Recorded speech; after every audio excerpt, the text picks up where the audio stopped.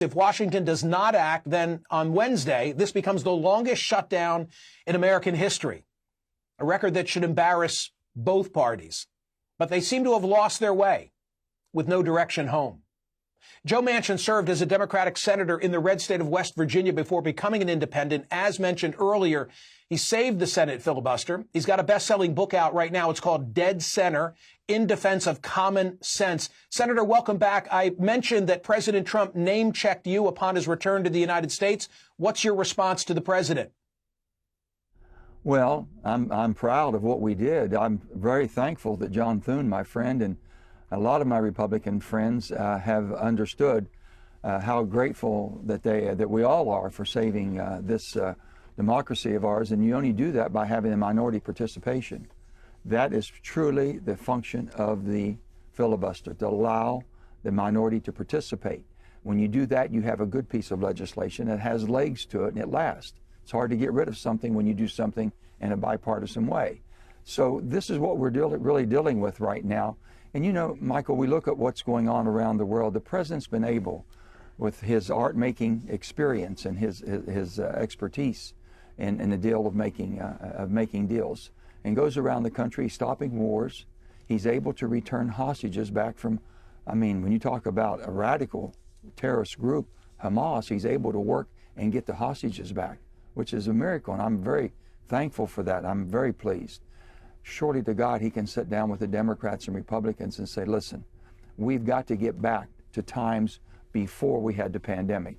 Everything you've talked about, Michael, started after 2021. The American Rescue Plan allowed the extension, or basically the subsidies, to be expanded. Republicans want that to come back. A lot of Americans believe it makes common sense. We don't have a pandemic now, so can't we go back to pre-pandemic? The problem we have is the rising, unbelievable, unchecked rising cost of health care. No one's doing a thing about it. And we're just talking about it and kicking the can down the road. You really got to get down and seriously negotiate how we're going to deliver health care to Americans.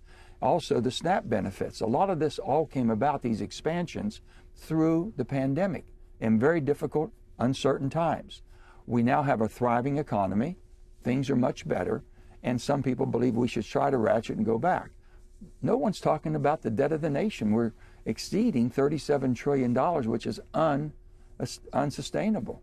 And that is going to hurt all of us eventually. So I understand where they're coming from, and I agree with what you just said. Open it up, sit down, and basically identify these problems that we're dealing with, and if you're willing to do anything in the policy. If not, you're going to have continuing resolutions because nothing's going to be solved. Let's get the work of the people done for the United States of America and all of us. Yeah. Which of the pressure points that I referenced, the Affordable Care Act subsidies, the situation now with SNAP, food stamp benefits, there's so many different pressure points being brought to bear. The airports, which I've always thought was most vulnerable. Yeah. What do you think is going to cause the logjam to finally be broken? I think the SNAP benefit, truly, you know, the people have to have nutrition. They have to have food. And the SNAP benefit will affect, they're going to get the most effective. What you have to look at, the people that had SNAP benefits before the expansion, before pandemic, before 2020 or 2021, when all this was expanded, they're still going to have it. Make sure they're able, the neediest and the hardest hit, and mostly the children. That is going to tear on all of everyone's heartstrings, okay? That'll be what'll do it. And next of all, you know, you have essential workers. We have people asking them to sacrifice and do their job, and really their credit's being destroyed. They're having a hard time making their payments, living their life, but they're willing to sacrifice for the country. That's all. And now they knew about the military. You saw that. They're doing everything they can to keep that afloat. There's no reason to shut down the government anytime. Not another country does what we do. Organizations or big companies don't do it. When they have disagreements, they sit down and negotiate, and they continue to keep I think about a I think about a state like your native West Virginia, right, where the SNAP benefit issue is going to hit hard. I also think about those rising ACA Obamacare premiums. And I guess the political question I want to ask you, isn't this disproportionately going to hit a red state like yours? And will that pressure then be brought to bear on your former Senate colleagues? I would think so, because I can tell you West Virginia will be severely damaged, especially with our rural hospital and rural health care. They're hurting very, very badly. In these areas of rural America where you don't have the numbers to basically get the ratios that you're wanting to show that it's more economically feasible to do this when you have 1 million people versus 100,000 people. And in terrain, it's a little bit more difficult to provide these services. So yes, rural America is going to be hit very hard, and those are mostly red states now, mostly Republican senators and Republican congresspeople. They're going to have to answer to this, but they're going to have to find a pathway forward. You can't just cut people off overnight. You can work towards an attrition to where you can be self-sustaining. And no one wants to talk about that, because that's going to put guardrails. You got to put guardrails on how you're able to get health care and how you can access it. Pardon me. I want to read something off the screen. This is former Congressman Chris Shays playing devil's advocate on the filibuster. Put that up on the screen. He said, under the Senate filibuster, only one senator, regardless of party, has to object. And that legislation is usually removed from the calendar for debate. The use of the filibuster can only prevent not passed legislation. The end result, important legislation does not get addressed, and harmful legislation already on the books cannot get repealed. Will you reply to that? Oh, I can reply to that. He's never been in the Senate. The Senate, I mean, in the House, all you have to have is 218. If you have 218 Republicans and Democrats, you could care less about the other side. The minority has no input, almost no input whatsoever. So when George Washington says we're going to have two houses, a House and a Senate, the House is going to like a hot cup of tea, and we're going to give it to the Senate to cool it off. The thing that can be done is there can be some rule changes to the point to where the filibuster works in a more transparent way.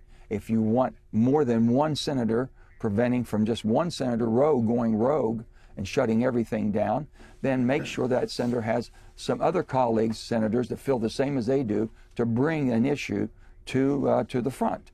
And then if the talking, you should be required to go down on the Senate floor and give your debate, give your reasons for why you're asking for this filibuster, why you're slowing or stopping or shutting things down. Let the people see what your reasons are. No one's required to do that. So you can do it from the comfort of your office, or you can do it anonymously. No one knows you even did it. That can all be refitted. We're missing your voice. We're missing your voice. I wish you were still there, well, because then at least I know there'd be one person banging heads together and resolving it. By the way, it just makes us look third worldish. You get the final word, and then I've got to run. It does. Michael, even the third worlds don't shut down. Even they don't shut down. They continue to run. And all we're saying is, these are good people. These are my friends. I know how bright and intelligent they are. What they have to have is now the spine and the background and backbone to do what's right for America. Not for the political party, not the Democratic Republican Party. And I appreciate right now, and I'm very thankful that my Republican friends are holding the line, protecting it. We can do that, but get back to working. Open it up, and let's fix the problems. Senator Manchin, thank you for being here. His book is called Dead Center, pardon me, and it's fabulous. What are your thoughts? Hit me up on social media, and I'll read some responses throughout the course of the program. This comes from the world of X. I'm tired of Dems saying it's a Republican shutdown because they control Congress and the White House. The Republicans voted to fund the government in the House and the Senate. Yeah, I get it. I look, R.I.P. Patton, interesting handle. I look at that polling data, and I think that many Americans don't understand. They think, okay, Trump controls the White House, Republicans control the House and the Senate, so I'm going to hold them accountable. But I think your point is a valid point, that it's a clean CR that's been presented. I happen to think that there's merit in what the Democrats are arguing. I made that case here last week and the week before as well. But in my view, this is not the way to do it. Open the government back up, as the Washington Post says, on their editorial page. And then let's have the conversation about the ACA, because Republicans won't be able to run from the rising premiums. They're going to have to deal with it. Up ahead, governor's races, a socialist frontrunner in New York City, a tattooed Senate candidate in Maine, and a California ballot measure that could reshape Congress. Tuesday's elections may sound local, but their impact won't be. Key races across the country put President Trump's second term to the test. And speaking of test, we look at the impact of AI on the jobs and politics and how one party is already harnessing the narrative in their favor. I want to know what you think. Go to my website at Smerconish.com and answer today's poll question. Is the innovation and potential growth from AI development worth the risk of job displacement? Please sign up for the newsletter while you're there voting. You'll get the work of illustrators like Steve Breen.